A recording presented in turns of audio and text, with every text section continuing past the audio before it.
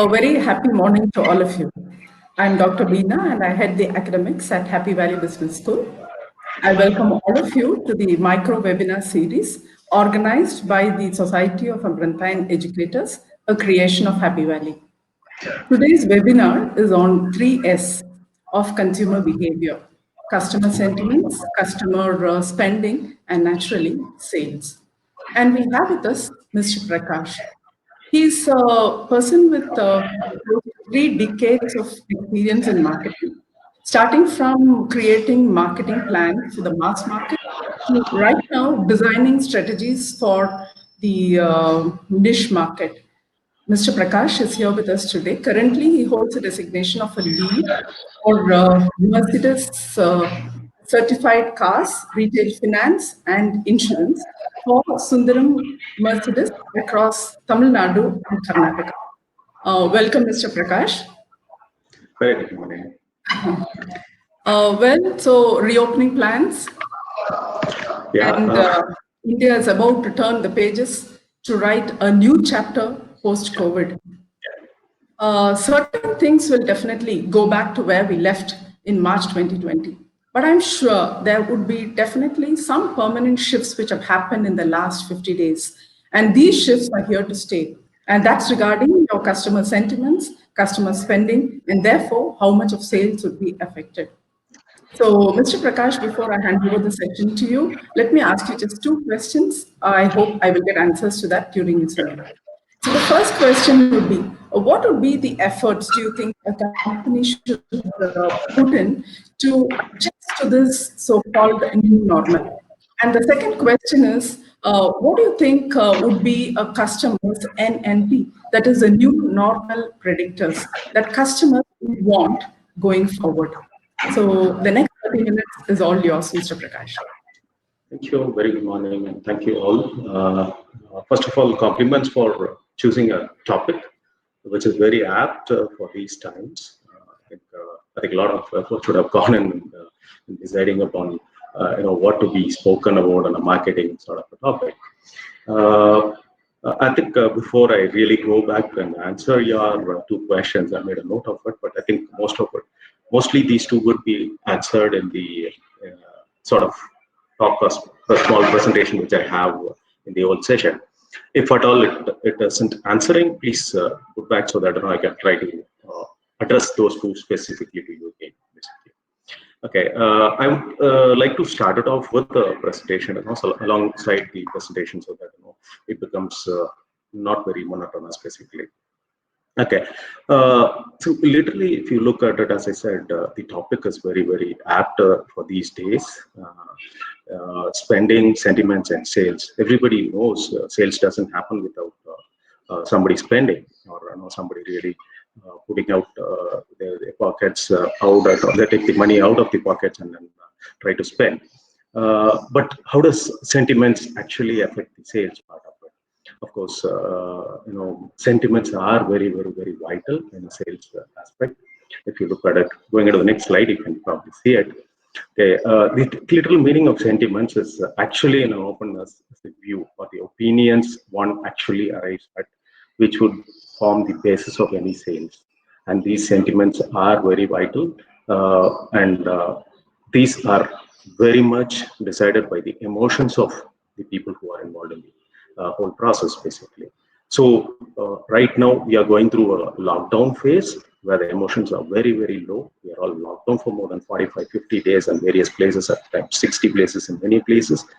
And the sentiments and emotions are very, very bad. I know people want to get out and really look at their essentials rather than really looking at anything more than getting into some sales part of it, basically.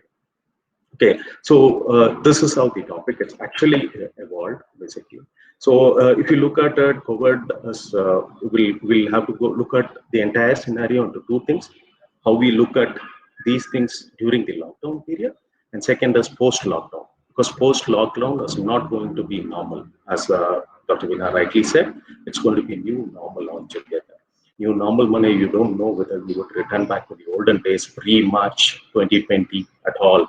The near future for at least 1.5 years, 2 years, because we will always have the fear of getting into people. We will not see people. If you wave out somebody with your mask, people will not recognize you. When you drive down, you see that everybody is looking at you, but still nobody is recognizing you or smiling back to you, or even if they smile, you don't look at it. No, all these things are very, very small things which would have a big effect on the whole process, basically, right? So see, normally sales is something which we try to do it with the products and the marketing, and we try to see that there is a sort of effort which goes to avoid the procrastination from the customer point of view, basically. So we create how we call it? No, we create a path where people would try to come out of the barriers, basically. So it is a movement from a want to need, because need is what will actually make people to get a positive sentiments and spend the money and create a sales. So that's about the topic of it. By and large, I would like to keep this talk or a small presentation onto the opportunities what we are going to feel post this crisis at this point. Okay, so let's concentrate on the positive side. What's going to be the opportunities and how we are going to be ready to really face the other threats also onto this, basically. Right. So if you look at the entire thing, so if you decode the whole scenario in terms of how the industry or the economy is going to be affected post this COVID-19, you can broadly classify certain things as potential winners and potential losers. And if you could see it on the picture, something like your medical supplies and services would be the most potential sort of a winner, whereas something like a tourism or leisure spent is something which is going to be worst affected. So I'm not coming into what exactly is going to be the degree. It could depend upon the region in which we are going to be there, and the mindset, and I'm just overall giving a look at this, basically.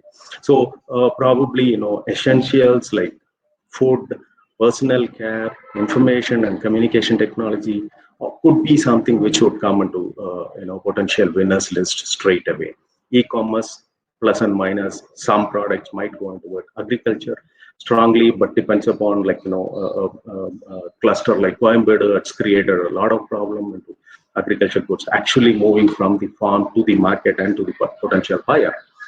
Whereas the other way around, automobile is going to have a thing, even though we have positive signs coming up, but still it will take its own long time to really get into it. So this is overall the picture of various things which will go through it.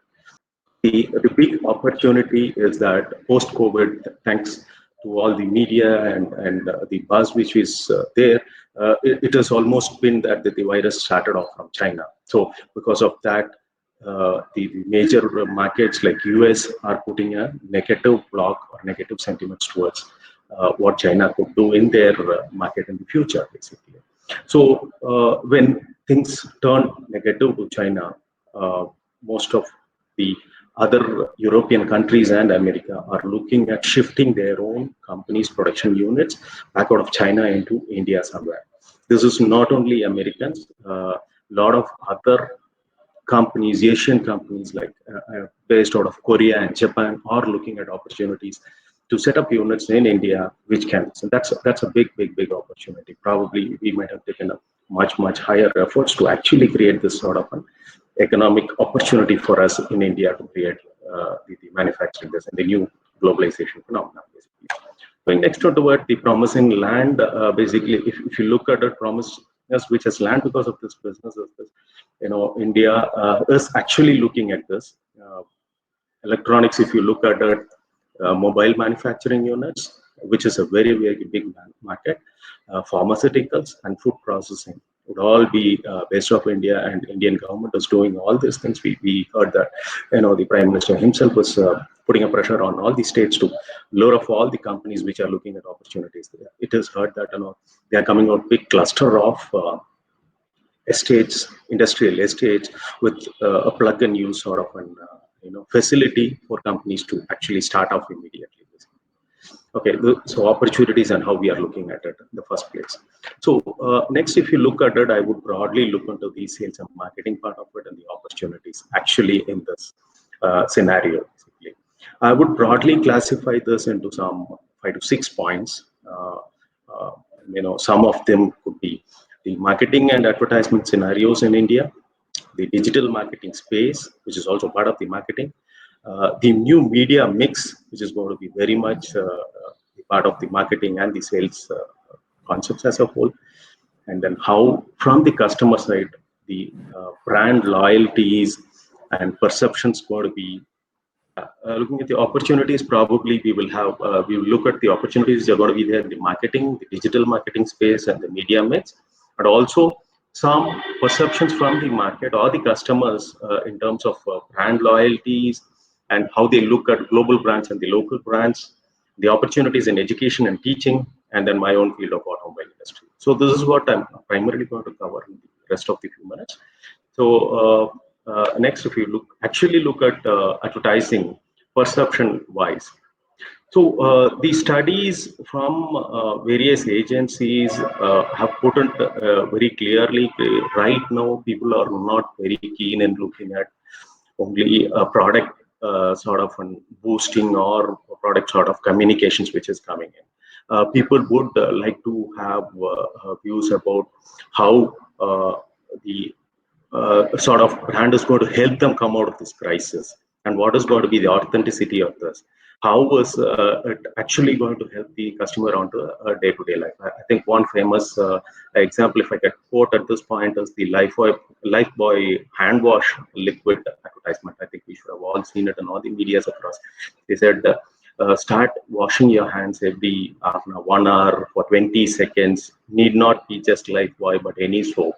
So I think likewise started it off first, and almost every other soap brand started it and started doing it, including Medimix right now, with their brand ambassadors doing it. So this is the sort of advertisement which is going to start off with the immediate near future. And I'm sure, like me, there are a lot of other people who are going to remember Lifebuoy and the hand wash liquid immediately, which would be the recall brand. So this is the time for the advertising agencies and the companies using their advertisement in a positive vibe to create an opportunity where the customers associate with the brand in a very, very positive thing. Next, when you look at digital marketing, digital marketing so far has been one which could be, most of our local brands were not very, even though many of them have started looking at it very, very seriously, but quite a few are still apprehensive of getting into digital part of it because it's a very, very open sort of thing. But going forward, the marketing cannot be completed without digital marketing. So it is very, very important that all the brand managers, the product managers, agencies, everybody become very, very aware of this entire digital marketing space and try to get into doing this. Some of these components which I put it, I'm not going to get into details about it. There are pluses, minuses onto it, and I look at it as an opportunity for executive education also at some point of time, where educational institutions like management school should also start getting into digital marketing courses. Right now, it is only online courses which are very, very popular, basically, because without digital marketing, things are going to be very, very low. If you look at it, Coimbatore, there are a couple of startups which started off in digital marketing.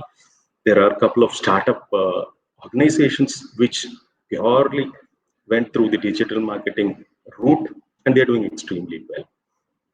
Choco Choza is one brand of bakeries who are very, very aggressive in the digital marketing space.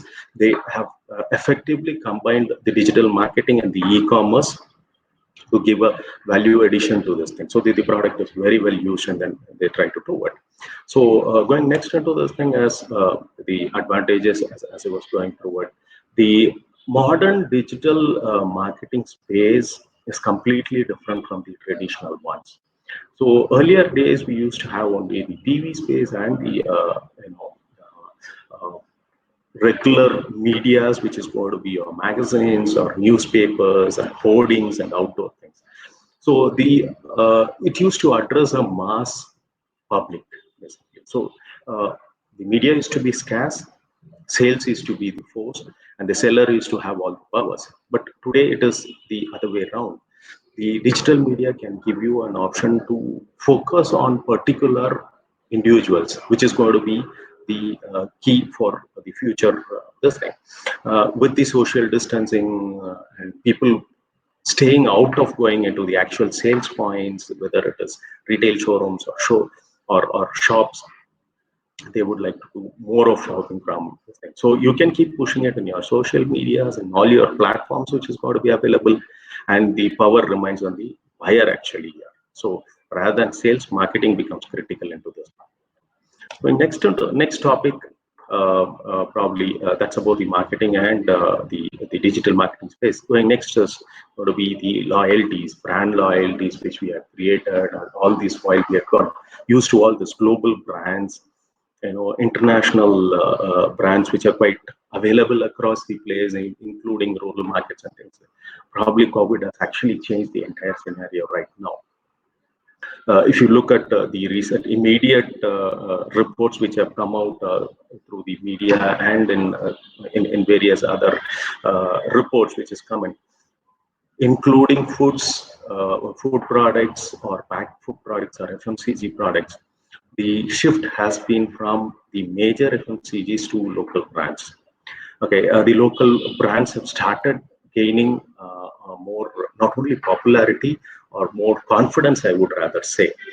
If you could typically remember our own households, which used to throng through this, bigger shops and malls for any shopping, were forced to do our shoppings in the smaller shops, in the kirana shops, which are there in the localities, basically. So the confidence has increased for us also. Maybe one, as we didn't have an option, but we feel comfortable now that this is the guy who is going to be available for me. So I should try to do some sort of thing. That sort of sentiments have started improving. So if you look at the recent developments in the digital space, also you could have all remember that Facebook has invested big time into Geo platform of Reliance. The idea is to use their WhatsApp platform to create a solution towards the local merchants and farmers for an easy integration and a seamless sort of a movement of products from the thing. As we all know, the Prime Minister himself was talking about localization, basically. It is no more globalization, it is going to be sustainability localized. So the brand loyalty is going to shift towards the localization of the brands, and the confidence is going to be built based on that. Going next to one of the critical sort of a pillar in any sort of a society, education and teaching. How is that we are going to look at this post this COVID? As we all know, we had a lot of our own kids and neighbors who had been moving out of the country for higher education or some sort of education. But with the new scenarios, it is going to be a different thing. We understand that close to 50 to 60% of people are really looking at options of not going any other thing which is going to be available in India, basically. So probably in this system we have an opportunity look at what was missing from our end, which has been sought of by people outside the country, which we can provide it here and try to take it. That's one. As I said, digital marketing, the skill gaps are huge. The industry, everybody wants to jump into their bandwagon immediately, but there is not much of people who really understand any of those terminologies which we talked about. Skill development for startups, basically. We had seen incubation centers happening in the engineering colleges and other things, but entrepreneurial development, how many of the other institutions are really? Entrepreneurial development is not just technical education alone. It's a huge soft skill development event, basically. And executive management. There is going to be a huge job loss in the industry right now. And once we come back with the, after the lockdown, probably we will see more jobs are being lost and more people are under pressure to retain their jobs and try to how I could call it, develop their skill sets so that they become multitasking, handle 2-3 jobs at the same time to retain their job, sort of a thing.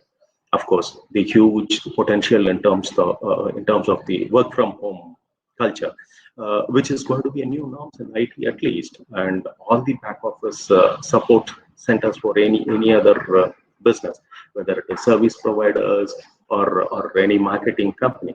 All these things, it will free a lot of retail space for people, the cost involved into it, and then we will also have a huge potential bank available in the rural and from the women folk who would be comfortable working from home, not just comfortable coming into the offices on a day-to-day commuting. Whether whatever said and done in India, we still have working women also doing the household. Basically. So that's a big pressure on them. Basically, work from home could reduce that, but that doesn't happen just like that. There is a huge set of skill sets, soft skills, which has to be developed. These people have to be trained. I think these are big opportunities which are going to be available. Only thing is we will have to be seriously looking at it or aware of these things. So next, the automobile industry. Yeah, if you look at it broadly, yes, automobile could be the last thing in anybody's mind to actually, to actually go and spend on a car or a two-wheeler. But look at it when you look at it the other way around, with the social distancing and the fear of getting infected, getting into public places, the fear to use the public mode of transportations. Probably there will be a huge demand for personal transportation or the passenger mobility as a private vehicle, basically. We have seen this sort of initial reports coming out from countries like China and Japan. Post lockdown, the markets have boomed up. Suddenly, we could see, sales inquiries have increased. It will be very, premature to say that sales have increased, but the inquiries have started coming in, and the online surveys have indicated that more and more people are looking at options of having private mobility and also looking at options in the digital space to understand what is going to be available. Basically, there is also which is going to be the pre-owned vehicles, whether it is cars or motorbikes. If they get it on a deal, probably it is going to be there. And we had been expecting a vehicle scrapping policy because here in India we don't have cars of any age. Basically, probably in the developed countries we have fixed age for a cars, and those cars has to be scrapped and the metal has to come back into scrap yards and then recirculated. But India we don't have it. We keep driving it with the certificates renewed or not. We keep driving it forever until and otherwise it completes the breakdown. But there is a Ministry of Road Transport or Surface Transport has indicated about the scrap policy, which is expected to come in anytime in June, July, provided post-COVID, this should be one stimulant for the automobile industry. The idea is, apart from the scrap value, what the buyer gets in, there will be huge incentives from the government side in terms of tax rebates, which would help people to exchange these cars, which will also make sure that we have younger and new cars with technologies which would be more pollution friendly, if I could put it like that, eco-friendly, and that would be a good change. So that's the expectation from the automobile industry. We have started getting very good inquiries, including localized centers like Madurai and Salem. We have started getting good inquiries for used cars. We thought luxury cars would be the last thing people would look at, but still we have started getting inquiries on this. Yeah. That's largely about it. Probably the next slide will just say what would be the expectation from our end in terms of the new normals. Probably new normal would expect every one of us, whether it's going to be employees or the entrepreneurs, probably we have to think out of the box for new solutions. We've got to be a go-getter, probably swift on our feet in terms of making decisions, basically keep our cool. And probably the immediate short-term focus should be in terms of managing our cash flow, and we should be very much ready for looking at the technology part of it at this point, because technology has got the potential at this point to cut your cost, which is very essential. As I said earlier, globalization it's going to take a real seat. Self-reliance is going to be more important in India, because that's one big lesson which we have learned from COVID. That's by and large what we would, in my opinion, what we would look at the new normal. Probably the next slide would just give a couple of glimpses what a glimpse of what things are expected to come. And in Germany, we see reports of driving theaters coming in. All of us love going to theaters and seeing movies in the big screen. But it's more than 70 days now. Both the malls and the single screen theaters are closed. But Germany has opened that, where they have used some of this non-used airports and some abandoned steel mills and places where they could screen movies and run it as a drive-in theaters. So I think that's the sort of things which are going to happen. Basically. I think I'm by and large through with it. Yeah, this just what. I'll just read it out. I'm not going to tell you what exactly the road ahead is going to be. It's not going to be easy, but let's keep walking towards a better future. We cannot look for a new horizon, but we need new eyes to see the existing horizons. I think by and large, that's what I had to talk about today. Probably I'll be ready for questions. Yeah. Thanks. Yeah. So, Mr. Prakash, that whenever you hear a marketer speak, it's like weaving a lot of stories, and we just heard a wonderful one. When I have a set of questions which people have been sending me, and I will just read it from them. And now that it's Mr. Ashwin who's asking this question, he asks, now that more common people are focused on having other sources of income other than just salary, are there possibilities for models like direct selling and MLM to boom in India in this current situation? At this point, we cannot just rule it out. There is not going to be, as I said, if you could have seen in the slide, driving theaters are not a new concept. It's been there at least some 3-4 decades back. But for India, it never worked out as a model. Probably at this point, it can come out. Similarly, MLM can also be a good model to start off, or a direct marketing could be a model. But the problem is, how are we going to do it in terms of the new social distancing norms? Because once again, it has to be, direct marketing has to be reaching out at places. We are talking about people not coming into the showrooms itself. People are not going to come in. Probably it might take much more different. Probably we need some more innovations into the same concepts. Basic concepts remaining the same. Probably we'll have to work on some innovations to try to change it. May not be in the same module. We can try to get into it. And this Mr. Ilavarsan, who also wishes to know, you talked about digital marketing. Well, what are the challenges there, and what's the biggest challenge that you can see, and how do we fix it?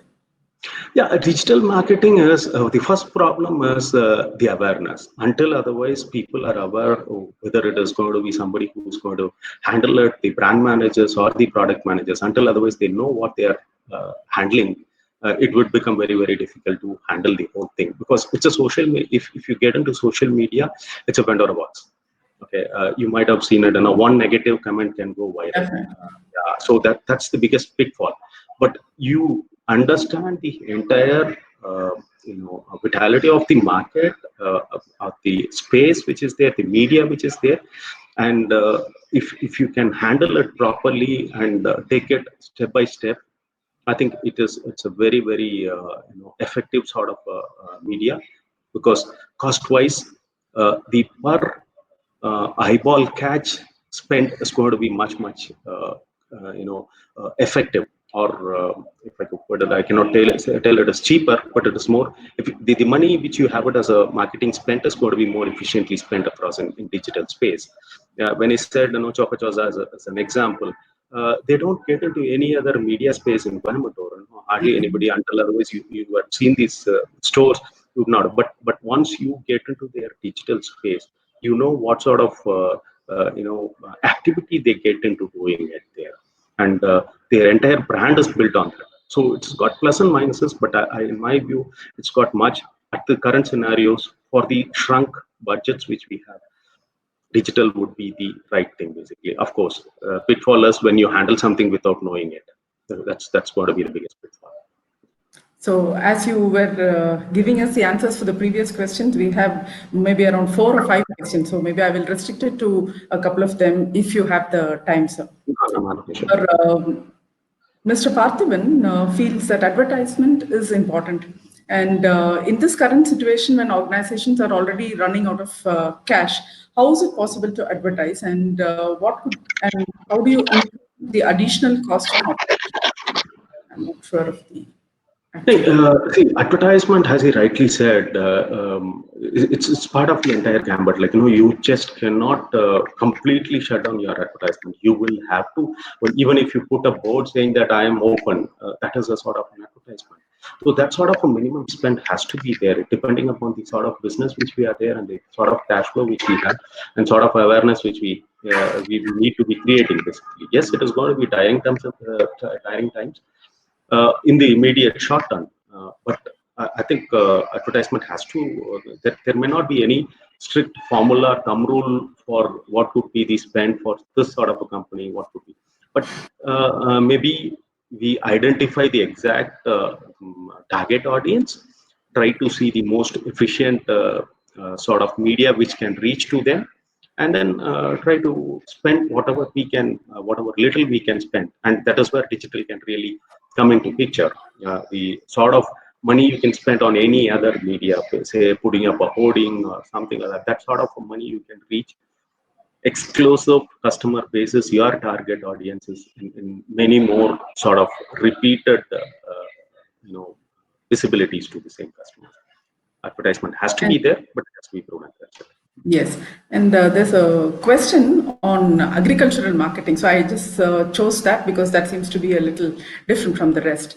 Well, sir, in the last 2 months, you would have realized that the major cost or the major reasons for spending was only on food items. So Mr. Rajkumar has this to ask of you. How can marketing be done directly by a farmer without the middleman? Is there any source to do it, or why are we not? It is very much possible in our typical scenarios, like in Tamil Nadu, who have seen this cooperative societies. If you typical Indian example could be Amul, which is an agricultural product which started from Anand, a small village in Gujarat. Created the brand called Amul, and we were nowhere in the world scenario in milk. Today we are one of the largest producers and exporters, basically, and that model is very typically sort of copied across all states. We have our own Avin in Tamil Nadu, which is also getting into this, which has given birth to a lot of other products, like our own local Aroma or Shakti or Hatson or whatever. This is one simple example of farm products reaching into it. The white revolution, which they created long back. That similar things are expected to happen right now. We could see a lot of organic vegetables coming into the market. How is this happening? From the farm to the store without any middleman. If you look at your Ulavars and the examples of Tamil Nadu or any other cooperative marketing societies for that matter, all these things are typical examples of direct thing. Wherewithal, where it may not be possible for a single farmer to get into it, but once they come together as a cooperative, the wherewithal is available for them to do it. Today we see, Upasi as an example in rural Nilgiris, where small tea growers, they had a big time once the USSR was completely dismantled. Basically, they couldn't sell their tea because it was all very old products, basically. So Upasi as a cooperative, they came in and they revamped, and today they are very, very strong. Their tea products from, thanks to the green tea revolution also, the Nilgiris teas have once again become very popular across. The farmers are sustainable. We don't no more here saying that tea farmers are looking for a price increase in their thing. So I think the cooperative societies and the sort of joint efforts, corporate farming could be the solutions to this, and very much possible. Yeah. And Mr. Sampath Kumar has this question. WHO has remarked that we have to live with corona. It's going to turn into an endemic. What will be the future of marketing then for FMCG and automobile industry? Would people prefer to go buy without flocking to stores? As I said, see, Corona is only going to be one more addition to the list of diseases which we are we are used to. If you could, read it somewhere. Somebody was talking about, we are used to living with our blood pressures. We are used to living with our AIDS today. Yeah, it's no more pain as it used to be those days. Even your diabetics, basically, it's all become a way of life today. I think this will also go into it, but the concern is the immediate future. If you look at Japan as a whole, we see the minimum number of casualties there spread there because their way of life is so very hygienic. People always wear masks, even before COVID, and they always have a very good culture in terms of social distancing. I think that will sort of become a norms across, and both FMCGs and automotive are become part and parcel of our life. I don't think we can really think about living without them, but we will learn to live with the COVID, and try to make small lifestyle changes in ourselves to accustomed to this. I think I don't see whatever problems are going to be there with COVID. Most of them is till the time we get used to the whole thing.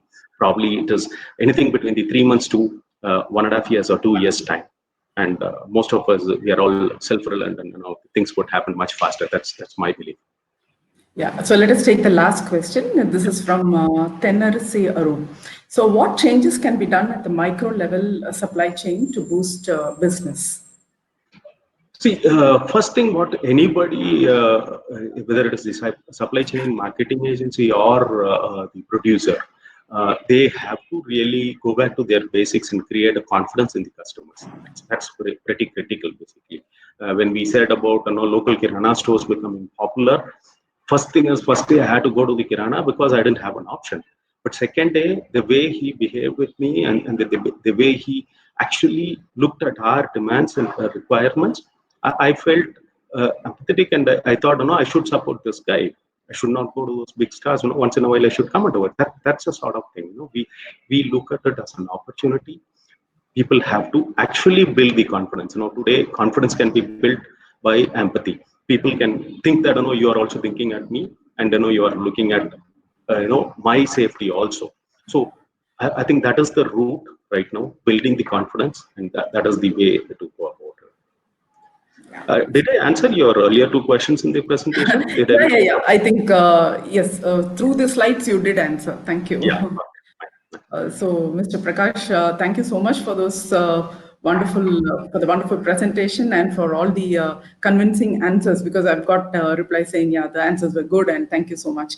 So, Nice of thank you you. for being here with us today. And as we look forward to a world out of lockdown, there's one thing which is going to be permanent, and those are going to be disruptions. And I'm sure India and Indians have always been resilient, and we will definitely, cross all these hurdles just by smiling. And thank you so much, Mr. Prakash, and thank you so Yeah. much all Thank you. for being here with us today. In conclusion, let me just tell you that we have a series of webinars arranged from Happy Valley, and until the next one, which happens to be tomorrow. Bye bye from Bina and the team at Happy Valley. Thank you so much. Thank you very much. Thanks to Happy Valley, Bina, and and Sampath, especially for having me here. Thank you. Welcome, sir. Anytime. Thank you so much.